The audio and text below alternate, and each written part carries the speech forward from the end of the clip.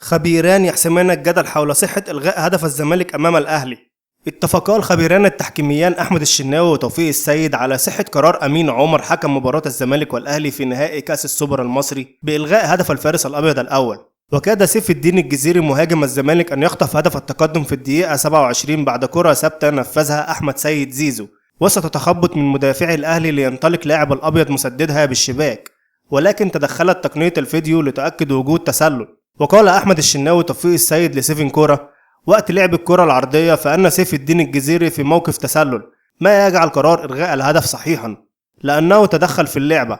ويلعب الفريقان مباراة مرتقبة على استاد محمد بن زايد في الإمارات، وانطلقت المباراة في تمام الساعة 8 مساء بتوقيت القاهرة، وتنقل عبر قنوات اون تايم سبورت 1 وام بي سي مصر 2 وابو ظبي الرياضية اتش دي 1. في النهاية لو عجبك الفيديو ما تنساش تعمل لايك وكومنت وسبسكرايب للقناة حتى يصلك كل ما هو جديد وحصري، وشكرا.